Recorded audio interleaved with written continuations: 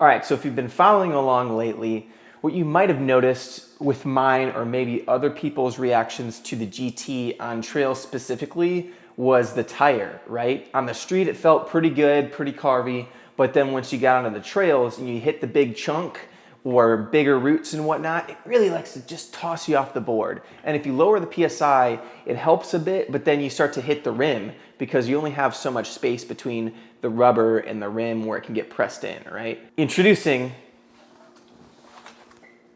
the XR tire on the GT. This is a very specific, time-consuming, expensive modification to your GT, and you gotta make sure the right person handles it well because it can easily get messed up. Oh, and real quick, I was in a haste to put this thing together, and so I didn't even realize it. I put the tread backwards, facing backwards. So if you notice that, that's why, as well as I messed up putting my rail guards on when I originally did that, and so they came off. But once you get a mod like this set up, you can put any XR tire on, and I started with the Trail Pro, and I felt that I lost some carviness in some way. It somehow confuses the electronics and it doesn't really carve how you want it, and it feels like it's fighting the carve. It feels almost like a boaty carve. It's weird, that's all I'm saying. And it didn't feel right to me, and I was kind of bummed because I thought that was the saving grace, being able to change the tire. But luckily enough, once I threw this Enduro on, I got it a day later and I switched it out immediately. It seemed to clear all that up, and I'm super psyched about it. I only rode it a little bit, but let's take it for a quick spin.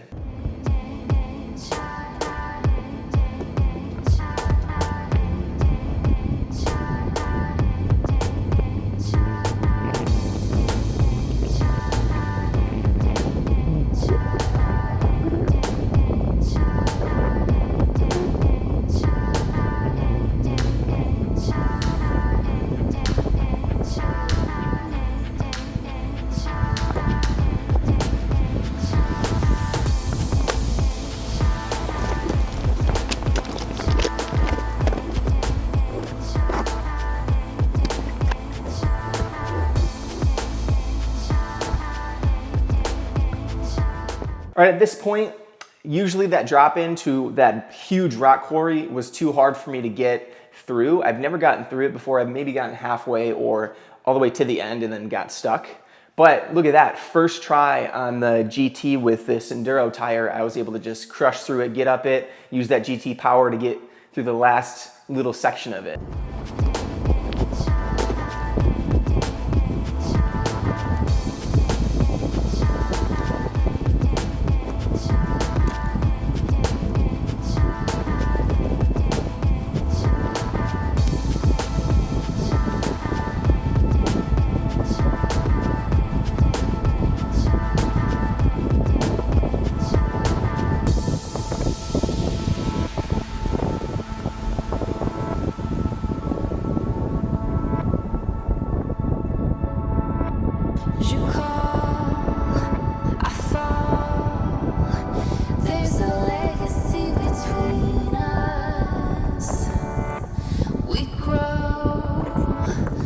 All right, right here, I'm already loving it. I came off due to my own user error, forgetting that on that heel side turn, there's a massive root. So, but I'm already noticing I'm going over all this, these roots and rocks and in spots to where I'm usually just jostled.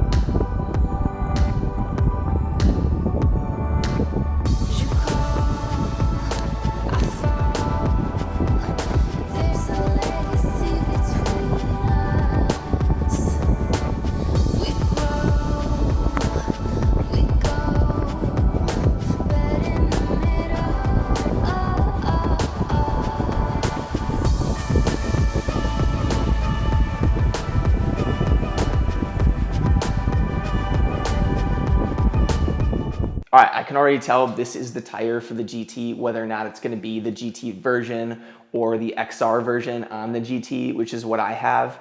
But I'm really loving it. I'm loving the ability to run over anything that I want and not have to get totally tossed off. And now I feel I've got it. All that's left is them fixing the shaping and figuring that out. And then we're going to the moon with this thing.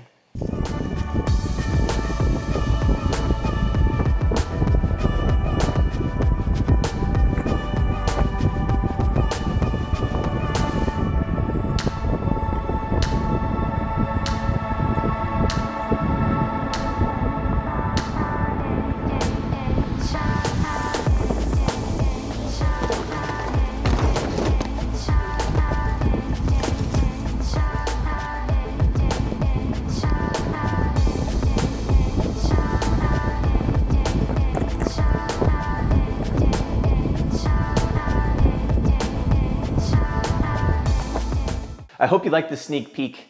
I'm gonna do a bigger, longer edit, talking a little bit more about it. We'll do some versus video, but I just wanted you to see a little bit firsthand, right when I got it, my thoughts and feels on it. I think it's an amazing mod. It's really difficult to do. You gotta find a machinist to machine the hub. You gotta make sure you have the right person to pull the stator out and place it back in, unless you know how to do it yourself. But one thing I do know is the Float Life does plan to make a GT version, and that's still gonna rock, either way. The only thing is you lose a little bit of that clearance because you have that wider rim, which gives you less of that tire space to actually break itself in when you're hitting stuff. All right, hopefully you enjoyed that, short and sweet, and I'll see you next time.